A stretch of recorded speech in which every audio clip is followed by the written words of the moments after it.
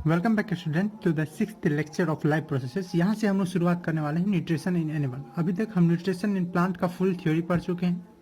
उसके बाद एक स्पेशल केस जो है जो कि है इसका कीमोसिंथेसिस का, उसके बारे में पढ़ चुके हैं।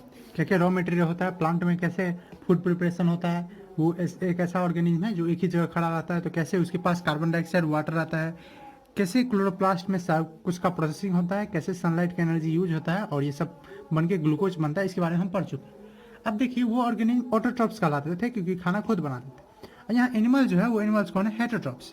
हेटेरोट्रॉप्स सिंपली मीन्स कि वो जो दूसरे पे डिपेंड है, ठीक है, अच्छे से बोले तो जो ऑटोट्रॉप्स पे डिपेंड है, डायरेक्टली या इनडायरेक्टली। इसके बारे में पहले ही हम लोग बात कर लें। वो सब प्रोड्यूसर थे और हम लोग जो है एनिमल्स इंक्लूडिंग ह्यूमन बींग, हम लोग भी एनिमल्स के कैटेगरी में आते हैं, वो भी कंज्यूमर्स हैं, ठीक है, यानी फूड को वो रेडीमेड फूड को लेते हैं। तो एनिमल्स अपना खाना नहीं बनाते, हम लोग ये तो जानते हैं कि एनिमल्स के पास ऑफकोर्स उनके पास सबसे सिंपल रीजन आप दे सकते हैं कि उनके पास क्लोरोफिल नहीं रहता, इसलिए वो सनलाइट का यूज नहीं कर सकते हैं और उनका बॉडी भी वैसे डिजाइन नहीं होता कि वो फोटोसिंथेसिस कर पाए या कोई ऐसा प्रोसेस कर पाए जिससे वो खुद खाना बनाए। तो एनिमल खाना कैसे लेते हैं? तो एनिमल जो है वो रेडीमेड फूड, रेडीमेड तो आप समझते हैं जैसे रेडीमेड क्लॉथ होता है, ठीक है, जो कि बनना बनाया रहता है। एक होता है कि हम लोग सिलाते हैं, कपड़ा लेते हैं, फिर उसको दर्जी के पास दे के सिलवाते हैं। एक होता है रेडीमेड कि हम दुकान से गए और शर्ट पैंट खरीद के डायरेक्ट आ गए, जींस खरीद के डायरेक्ट आ गए, उसको बोलते हैं रेडीमेड। तो उसी तरह से जो एनिमल्स है वो करते हैं क्या? Obtain their food, obtain their readymade food. कैसा फूड करते हैं वो? रेडीमेड, मतलब बना ही हुआ खाना, रेडीमेड फूड। और ये कहाँ से रेडीमेड फूड आता कहाँ से है? तो रेडीमेड फूड आता है या तो प्लांट से या तो एनिमल से, ठीक है, यही दोनों को वो खाते हैं। हाँ ये भी बात है कि एनिमल एनिमल को भी खाते हैं, हम लोग क्या करते हैं? हम लोग खाते हैं, अगर हम फ्लेश ईटर है मान लीजिए, हम लोग जानते हैं कुछ जो हम लोगों में है एनिमल्स में कुछ ऐसे हैं, ऐसे हम लोग कैटेगरी जानते हैं बचपन से, एक बार मैंने लिख भी देना होगी। एनिमल जो है वो फूड हैबिट के हिसाब से वो क्या किस तरह का खाना खा रहे हैं उस हिसाब से उनको 3 कैटेगरी में बांटा गया है। एक को बोला जाता है हार्बीवोर्स। हार्बीवोर्स वो ऑर्गेनिज्म है जो कि ग्रास खाते हैं, तो ग्रास ईटर, ठीक है, ग्रास या ग्रास का प्रोडक्ट वो। एक होते हैं कार्निवोर जो क्या करते हैं? जो सिर्फ फ्लेश खाते हैं, ठीक है, flesh eater, carn stand for flesh, flesh eaters.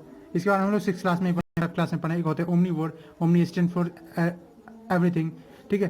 तो ये कौन होते हैं? बोथ होते हैं, ग्रास एंड फ्लेश ईटर। तो ये हम लोग जानते हैं। तो कुछ ऑर्गेनिज्म जो है वो क्या करते हैं? ग्रास भी खाते हैं और कुछ फ्लेश भी खाते हैं, तो उनको हम लोग बोलते हैं ओमनीवोर। ओके, अब एक बात इंपॉर्टेंट है कि अगर कोई ऑर्गेनिज्म है क्या वो अपने ही जैसा किसी ऑर्गेनिज्म को खा सकता है? ऑफकोर्स खाता है, ठीक है। हम लोग हैं जैसे आदमी है, वो आदमी क्या दूसरे ऑर्गेनिज्म को नहीं खाता है? खाता है, वो मुर्गी को, ठीक है, या किसी गोट को, फिश को, उस सबको खाता है, सब से खाता है, ठीक है। तो एनिमल को भी खाता है, उसी को तो कार्निवोर बोलते हैं। तो एनिमल को फूड हैबिट के हिसाब से हार्बीवोर, कार्निवोर, ओमनीवोर में बांटा गया और वो रेडीमेड फूड ऑब्टेन करते हैं। प्लांट से कैसा फूड आता है? तो प्लांट से आता है ग्रेन, ठीक है, जितने ग्रेन अनाज है, जैसे चावल है, दाल है, ठीक है, सब्जी है, वो सब आता है उसी से। वेजिटेबल्स जितने हमारे फ्रूट्स है, इनसे वो मिलता है। तो प्लांट से मेन चीज हमको क्या मिलता है? प्लांट से मिलता है हम लोग को ग्रेन्स, और क्या मिलता है? और मिलता है वेजिटेबल्स, और क्या मिलता है? फ्रूट्स, ठीक है। ये सब जो है ये हम लोग लेते हैं कहाँ से? प्लांट से। एनिमल से क्या मिलता है? तो एनिमल से हमको मिलता है मिल्क, फ्लेश, ठीक है, और भी उनके प्रोडक्ट एंड देयर प्रोडक्ट। उनके प्रोडक्ट कौन कौन है? तो उनके प्रोडक्ट हैं जैसे चीज है, बटर है, वो सब। अब बहुत सारे जो दूसरे ऑर्गेनिज्म हैं वो दूसरे का फ्लेश खा के भी जिंदा रहते हैं, जैसे कि हम लोग उसको कार्निवोर बोलते हैं, जिसमें शेर है, बाघ है, ठीक है, वो सब। कुछ ऐसे भी प्लांट है जो कि दूसरे प्लांट भी जो दूसरे इंसेक्ट को खाते हैं, जैसे पीचर प्लांट है, वेनस फ्लाईट्रैप है, वो सब इंसेक्ट को खाते हैं, जिनको इंसेक्टिवोरस प्लांट कहते हैं, हम लोग बात किए हैं इन पे। तो ये सब हुआ एनिमल के खाने का तरीका। अब देखिए प्लांट के खाने का तरीका जो था वो उतना कॉम्प्लेक्स नहीं था, वो सिंपली अपने आसपास का सिंपल प्रोडक्ट लेता है था, कार्बन डाइऑक्साइड, वाटर, इस दोनों सबको कंबाइन करता था सोलर एनर्जी के प्रेजेंस में, सनलाइट की एनर्जी के प्रेजेंस में, और कंबाइन करके ग्लूकोज बना लेता था और उसको खा लेता था। और जो एक्स्ट्रा बनता था उसको वो हम लोगों के लिए रखता था स्टार्च के फॉर्म में, वो चाहे अपना दाना बना ले, ग्रेन बना ले, या फ्रूट बना ले, या वेजिटेबल बना ले। लेकिन हम लोग का जो न्यूट्रिशन है, जो एनिमल्स का न्यूट्रिशन है, वो इतना सिंपल नहीं है, ठीक है। प्लांट से मोर कॉम्प्लेक्स है, प्लांट से मोर बॉडी भी कॉम्प्लेक्स है, और प्लांट से ज़्यादा कॉम्प्लेक्स प्रोसेस भी है। तो हम लोग का जो न्यूट्रिशन है उसको कुछ स्टेप्स में बांटा गया है, कुछ अलग अलग डिवीजन कर दिया गया उसके प्रोसेस का, क्योंकि ये बहुत कॉम्प्लेक्स है। तो उसको हम लोग पढ़ने वाले हैं कि कौन मेन प्रोसेस है। वैसे तो बहुत सारा होता है, लेकिन कौन मेन प्रोसेस है या स्टेप है, ठीक है, किस चीज़ में, न्यूट्रिशन एनिमल का। तो हम लोग इसी को पढ़ते हैं। स्टेप्स तो समझते हैं, जैसे सीढ़ियाँ होती है, कहीं पे जाने के लिए हम लोग स्टेप्स का यूज करते हैं, सीढ़ियाँ, उसी तरह से स्टेप्स, या बोल सकते हैं processes of nutrition in animal.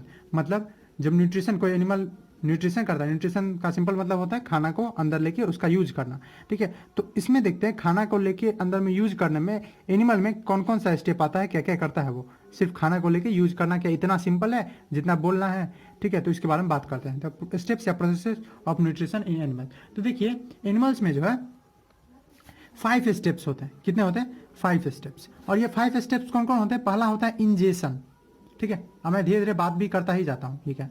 पहला है इंजेशन, ठीक है। Ingestion simply means in, here we have in means something inside the body, ठीक है। तो इंजेशन का सिंपली मतलब होता है कि जब हम खाना को बाहर से कोई खाना है, ऑफकोर्स हम लोग का खाना उतना सिंपल नहीं रहता है, हम लोग कम्प्लेक्स खाना खाते हैं। कार्बोहाइड्रेट है वो बहुत ज़्यादा कम्प्लेक्स है, स्टार्च खाते हैं रोटी में, चावल में, बहुत ज़्यादा कम्प्लेक्स फूड है।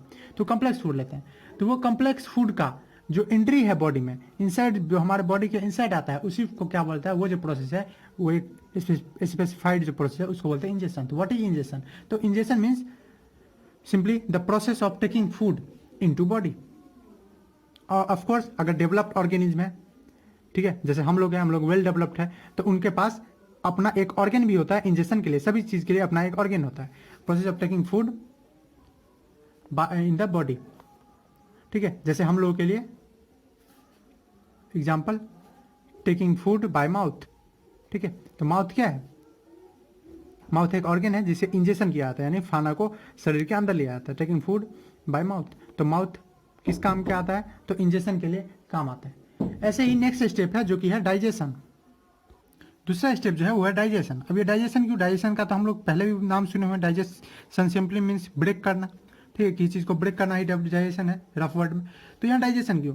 यहाँ भी कुछ ब्रेक करना है क्या? हाँ, ब्रेक करना है। हम लोग अभी बताए हैं आपको कि ये जो फूड लेते हैं ये फूड बहुत कॉम्प्लेक्स होता है, ठीक है। ग्लूकोज में एक सिंगल यूनिट होता है 6,6H12O6 का, वो स्टार्च में बात करें तो हंड्रेड्स लैक्स ऑफ रहते हैं उसमें, बहुत सारे ग्लूकोज। तो बहुत सारा कॉम्प्लेक्स जटिल बन जाता है खाना, तो उसको तोड़ना जरूरी है, क्योंकि हमारे शरीर में सभी चीज़ के लिए, खाना के लिए डायरेक्ट पचने का व्यवस्था नहीं है, सिर्फ एक यूनिफॉर्म सोर्स है। कौन? ग्लूकोज। सब खाना को आके ग्लूकोज में या ऐसा ही कुछ प्रोडक्ट में बन जाना है जिससे कि एनर्जी हम लोग प्राप्त करें। तो डाइजेशन में कम्प्लेक्स फूड जो है, वही जो कम्प्लेक्स फूड है उनको तोड़ा जाता है किसमें?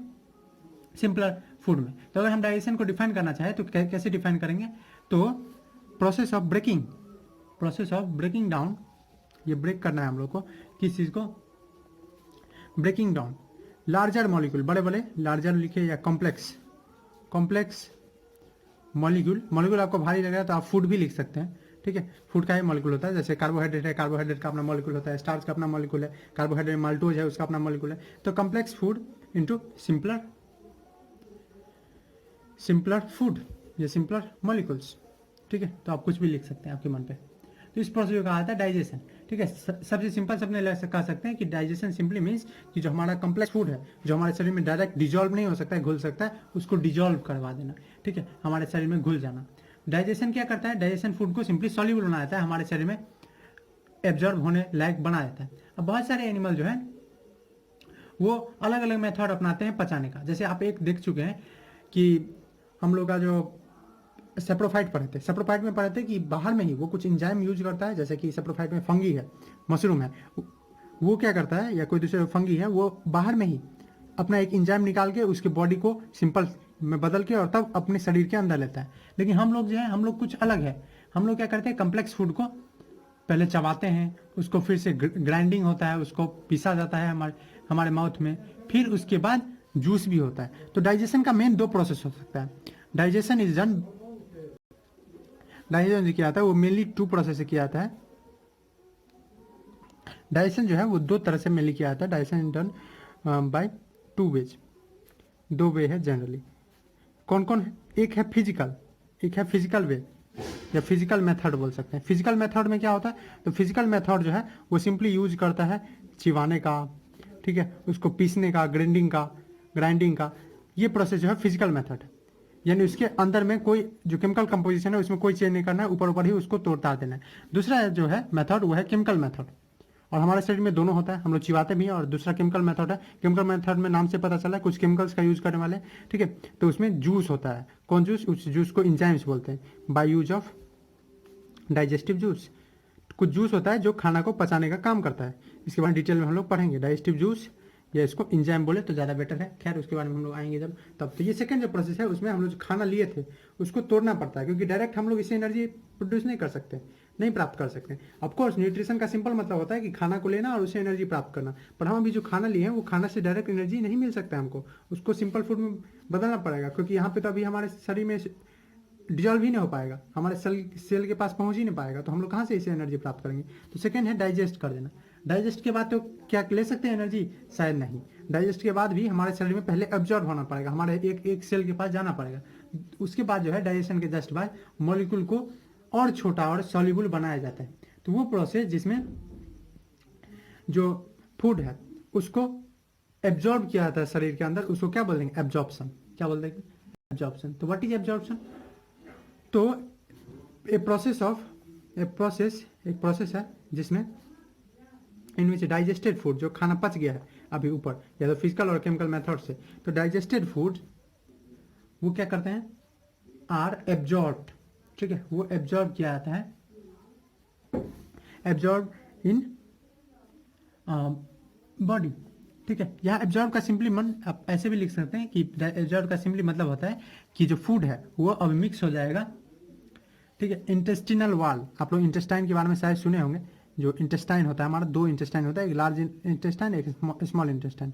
तो वहाँ डिटेल में वैसे हम लोग पढ़ लेंगे, पर यहाँ आप लोग ये से समझ सकते हैं कि जो हमारा फूड है डाइजेस्टेड फूड वो पास होगा इंटेस्टाइन के वाल से, और वो ब्लड स्ट्रीम में यानी खून में जाके मिल जाएगा। यहाँ एब्जॉर्ब का सिंपली मतलब है कि food, digested food pass through wall of intestine, ठीक है। स्मॉल इंटेस्टाइन या लार्ज इंटेस्टाइन है उसके वाल से पास होगा, और उसके बाद, ठीक है, किस में चला जाएगा? ब्लड स्ट्रीम में, जो खून का जो नाली है, जो आर्टरी वेन हम पढ़े हैं उसके बाद इनटू ब्लड स्ट्रीम। तो ये है एब्जॉर्प्शन। उसके बाद क्या? उसके बाद एनर्जी मिल जाएगा? नहीं। उसके बाद हाँ, उसके नेक्स्ट जो प्रोसेस है, अब शायद अब जो खून में मिल ही चुका है, अब तो डिजॉल्व हो गया ना, डिजॉल्व हो गया, खून मिल गया, अब हम आराम से इससे एनर्जी प्राप्त कर सकते हैं। और फोर्थ स्टेप है क्या चीज़ का? एनर्जी प्रोडक्शन का। तो ये जो है इसको क्या बोलते हैं? इसको बोलते हैं एसिमिलेट। एसिमिलेट मतलब होता है, ये इंग्लिश में आप देखेंगे, एसिमिलेट मतलब यूज करना। तो यहाँ एसिमिलेशन का क्या मतलब है? तो एसिमिलेशन सिंपली मीन्स कि यूजिंग द एब्जॉर्ब फूड। देखिए यहाँ डाइजेस्टेड फूड था, डाइजेस्टेड फूड को अगर एब्जॉर्ब कराए तो एब्जॉर्प्शन। अब एब्जॉर्ब फूड को मतलब जो ब्लड में मिल गया उस फूड को अगर यूज कर रहे हैं एनर्जी प्रोडक्शन के लिए तो उसको बोलते हैं assimilation. Using the process of, यहाँ लिख सकते हैं process of using the digested food, using digested food किस चीज़ के लिए?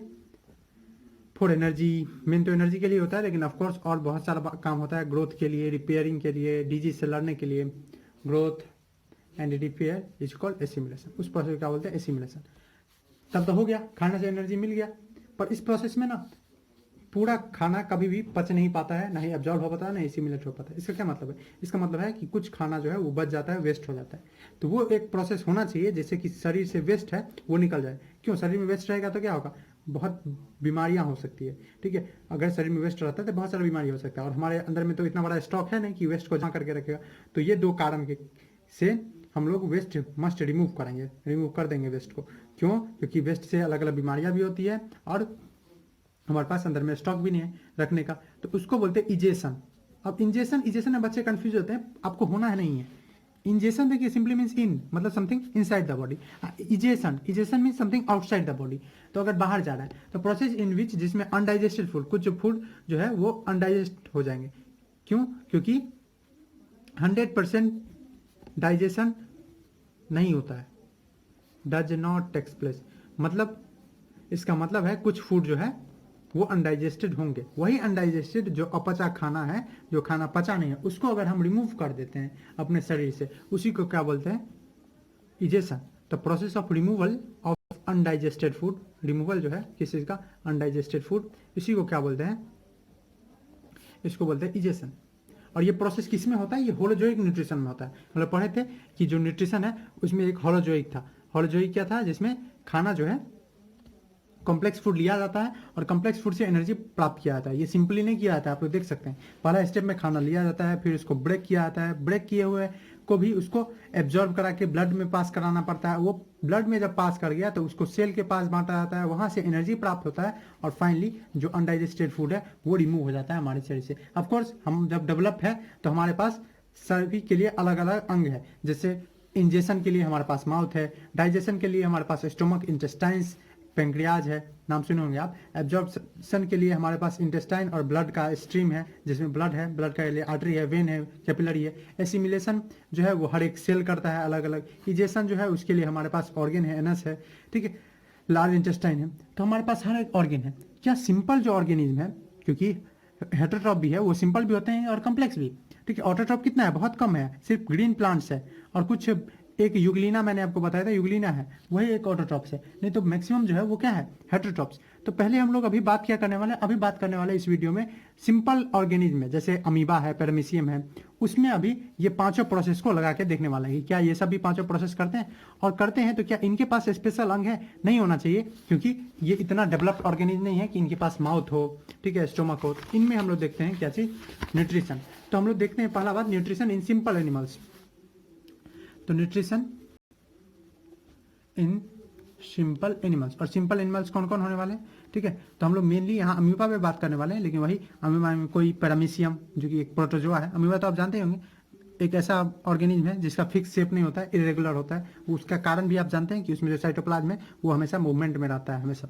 तो अमीबा है या अमीबा, पैरामीशियम, इस सब का आपको फिगर भी दिख ही रहा होगा, वैसे आप जानते ही होंगे, इसका फिगर आपको बताने का जरूरत है नहीं। तो पैरामीशियम है, कहीं कहीं आपको पैरामोशियम भी लिखा दिखेगा, दोनों स्पेलिंग सही है। पैरामीशियम ये बहुत सिंपल है, ये सब यूनिसेलुलर है। यूनिसेलुलर का मतलब एक ही सेल है, यूनि मतलब वन सेल, तो एक ही सेल के ऑर्गेनिज्म है। तो एक ही सेल में क्या इनका माउथ रहेगा, क्या इनके पास अलग से रिमूवल के लिए या पचाने के लिए पेट होगा, तो इनके पास कुछ नहीं होता। ये सिंगल सेल है और बहुत छोटे छोटे हैं, माइक्रोस्कोप से देखे जाते हैं।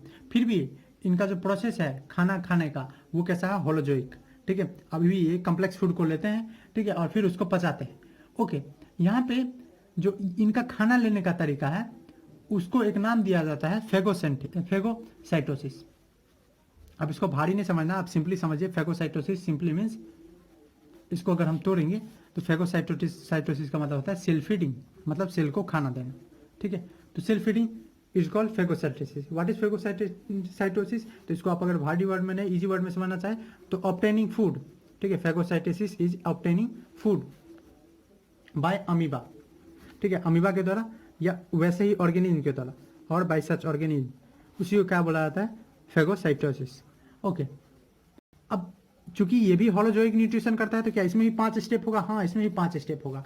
तो पहला स्टेप्स देखते हैं, पहला स्टेप है न्यूट्रिशन का क्या, इंजेशन। इंजेशन में क्या होता था, खाना लेता था। अब अमीबा के पास माउथ नहीं होता तो ये कैसे करता है, तो इसके पास आप सुने होंगे कि इसका कुछ ऐसे जैसे शेप बनाना है आप अमीबा का बना सकते हैं। एक न्यूक्लियस दे दीजिए, सेल में मेनली क्या होता है, एक न्यूक्लियस होता है, कुछ वैक्यूल दे दीजिए, ठीक है, और साइटोप्लाज्म से भर दीजिए, ये हो गया एक अमीबा। अब अमीबा में आप जानते हैं कि अमीबा का शेप कैसा होता है, इरेगुलर, और इरेगुलर शेप का कारण है इसमें regularly movement of cytoplasm, regular जो मूव करते रहते हैं साइटोप्लाज्म, इसी कारण इसका इरेगुलर शेप होता है। तो इसके पास चूंकि एक ही सेल है तो इसके पास कोई हाथ तो है नहीं या ना ही माउथ है कि ये पकड़ के खाए। तो ये जब कोई भी इसको अपना खाना मिलता है, इसका खाना क्या है, बहुत छोटा छोटा ऑर्गेनिज्म, डाइएटम है या कोई एल्गी है, वो सब ये खाता है। जब इसको सामने में एक ऑर्गेनिज्म दिखता है तो ये देखिए बहुत बुद्धिमानी से ये अपना थोड़ा सा शेप बदलता है, ये अपना 2 पैर के जैसे, 2 हाथ बोलिए 2 पैर बोलिए, अपना पसारने लगता है और उसको माउथ के जैसे बना लेता है, वैसा ही था ना। अब ये अपना साइटोप्लाज्म को इस तरह से मूवमेंट करेगा कि ये जो खाना है ये खाना इसके बीच में आ जाए, ठीक है। तो ये जो प्रोसेस है जिसमें ये अपना एक फॉल्स फीट, कैसा लगता है, फॉल्स फीट जन्मा रहा है, पैर जन्मा रहा है, इसको आप माउथ के रूप में भी देख सकते हैं। तो एक फॉल्स फीट जन्मा रहा है, ठीक है, जन्म दे रहा है बाय मूवमेंट ऑफ साइटोप्लाज्म। इसको इसका हैंड भी बोला जाता है कि ये हाथ से, और यही प्रोसेस है जिससे ये अपना खाना अपने अंदर लेता है। तो इसमें जो इंजेक्शन है वो इससे माउथ से नहीं होता है, तो by use of false feet. और फॉल्स के लिए हमारे पास एक इंग्लिश में लैटिन में वर्ड है स्यूडो, ठीक है, स्यूडो, जी पी स्यूडो नहीं, ये स्यूडो है, यहाँ पे पी साइलेंट है, स्यूडो। और ये पूरा फॉल्स फीट को हम लोग बोलते हैं स्यूडोपोडिया, क्या बोलते हैं, स्यूडोपोडिया। तो जब भी इसको खाना दिखता है अमीबा को, तो ये अपना फिंगर जैसे, आप इसको हाथ भी बोल सकते हैं, पैर भी बोल सकते हैं, जो बोलना है बोलिए, ठीक है। अपना हाथ जैसे एक प्रोजेक्शन निकालता है, आगे की तरफ निकालता है और अपने फूड को क्या करता है, सराउंड कर लेता है, सराउंड द फूड, घेर लेता है फूड को, किससे, बाय फॉल्स फीट या बाय स्यूडोपोडिया, स्यूडोपोडिया से घेर लेता है और घोंट लेता है, उसको बोल सकते हैं इनगल्फ कर लेता है, जिस तरह से सांप इनगल्फ करता है उसी तरह से इनगल्फ द फूड। अब देखिए, अब ये फूड जो इनगल्फ किया, तो इसके साथ साथ अब यहाँ से जब ये जुड़ेगा, ये कैसे होगा, देखिए अब ये अपना पहले ऐसे था, अब ये ऐसे जुड़ गया, जब ये ऐसे जुड़ेगा तो यहाँ पे क्या बन जाएगा, इसमें पानी भी होगा, उसका ऑफ कोर्स ये खाना होगा, और खाना के साथ साथ ये पहले वाला था, अब ये है, मान लीजिए गोली हम बना लिए, अब ये है, तो इसके अंदर अब क्या बन गया, यहाँ एक बन गया वैक्यूल।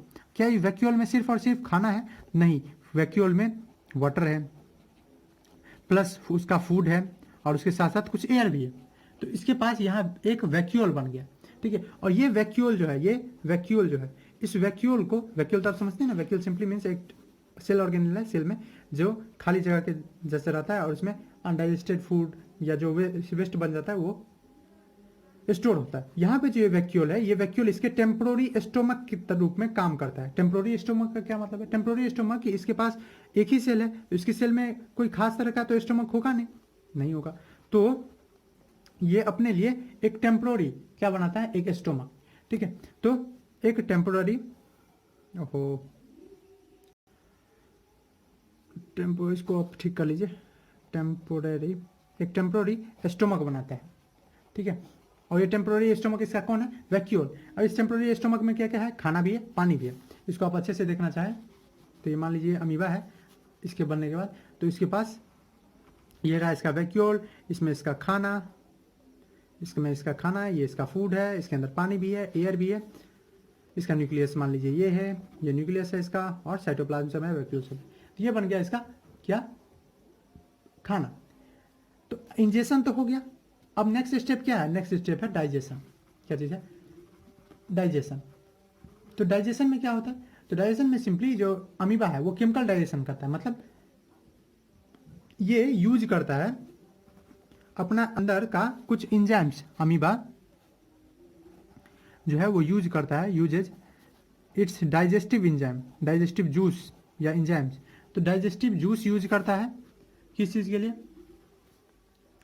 तो फॉर डाइजेस्टिंग इज फूड्स, क्योंकि ये भी क्या कर रहा है, इसके लिए भी ये बहुत कॉम्प्लेक्स है, ये तो खुद एक सेल का है और एक सेल के लगभग का खा भी रहा है, तो ये इसके लिए कॉम्प्लेक्स है। तो डाइजेस्ट करने के लिए क्या करता है, ये इंजाइम्स का यूज करता है। अब ये इंजाइम्स कैसे, इसका तो अभी पेट कौन है, अब ये इसका जो है, ये पेट वैक्यूल जो है ये इसका पेट है, तो ये जो जितने इंजाइम है वो इंजाइम इस वैक्यूल में ही इंटर करते हैं, और उसके बाद कुछ केमिकल रिएक्शन होते हैं, सम केमिकल रिएक्शंस, क्योंकि जब भी हम लोग जानते हैं आसपास में जितनी चीज़ें हो रही है वो सब केमिकल रिएक्शन के कारण हो रहे हैं। डाइजेस्टिव एंजाइम जब जाते हैं तो वहाँ पे भी ये केमिकल रिएक्शन होता है। अब इसको ऐसे समझिए, जब एसिड को किसी वुड पे गिरा देते हैं तो वो क्या करता है, एसिड को खा लेता है, एसिड जो है वो वुड को खा लेता है ना, प्लास्टिक पे गिरा देंगे, प्लास्टिक को खा लेगा ना, मतलब उसको जला देगा ना, वैसा ही चीज़ फूड के साथ भी होता है, जब उसके पास डाइजेस्टिव एंजाइम जाता है उसको वो खत्म कर देता है, सिंपल कर देता है, कन्वर्ट कर देता है। तो सम केमिकल रिएक्शन हैपन, कुछ केमिकल रिएक्शन होते हैं किसी किसी के बीच में, तो फूड और इंजाइम जो डाइजेस्टिव जूस है उनके बीच में,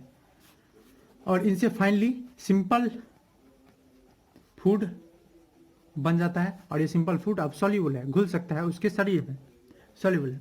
अब जो डाइजेस्टिव फूड जब सॉल्यूबल हो गया तो उसका नेक्स्ट काम क्या है, नेक्स्ट काम है एब्जॉर्प्शन। अब अगेन इसका हम लोगों की तरह ब्लड भी नहीं होता है, तो इसका डाइजेस्टिव फूड एब्जॉर्प्शन में क्या होने वाला है, तो इसका डायरेक्ट साइटोप्लाज्म है इसके, तो ये वैक्यूल से डायरेक्ट कांटेक्ट में कौन है, डायरेक्ट कांटेक्ट में है साइटोप्लाज्म। साइटोप्लाज्म तो आप समझते हैं ना, ये सिंपली साइटोप्लाज्म का मतलब होता है वो पोर्शन बॉडी का सेल का जो कि भरा रहता है, सेल को जेली लिक्विड होता है। तो एब्जॉर्प्शन होता है, इस एब्जॉर्प्शन में क्या है, तो एब्जॉर्प्शन में जो डाइजेस्टेड फूड है, डाइजेस्टेड फूड वो डायरेक्टली एब्जॉर्ब हो जाते हैं by stomach, by cytoplasm, it directly absorb into cytoplasm, ठीक है। और ये कैसे होता है, तो ये सिंपल एक प्रोसेस होता है डिफ्यूजन से। अब देखिए यहाँ पे फूड ज़्यादा हो गया लेकिन इस चारों तरफ फूड कम है, तो क्या होगा, कभी भी ज़्यादा से कम की तरफ कोई चीज़ आना पसंद करता है, और इसी प्रोसेस को क्या बोलते हैं, डिफ्यूजन। तो into cytoplasm bye use of diffusion, diffusion की मदद से। ओके, ब्लड है ही नहीं क्योंकि, तो यही होने वाला है। अब एब्जॉर्प्शन जब हो गया तो उसके बाद वैक्यूल खत्म, ठीक है। तो आफ्टर एब्जॉर्प्शन वैक्यूल था क्यों? क्योंकि उसमें पहले खाना था, पानी था, वो खाना पानी का तो यूज हो गया केमिकल रिएक्शन होने में, तो उसमें था क्या तब था खाना, डाइजेस्टिव फूड। उस डाइजेस्टिव फूड को भी एब्जॉर्ब करके पूरा साइटोप्लाज्म में बांट दिया गया, क्योंकि काम तो पूरा साइटोप्लाज्म कर रहा है। जूस कौन दिया था? जूस तो साइटोप्लाज्म से ही आया था, तो वो ले लिया। तो अब इस वैक्यूल में रहा कुछ नहीं, तो आफ्टर एब्जॉर्प्शन जो हमारा क्या है वैक्यूल, वो खत्म हो गया।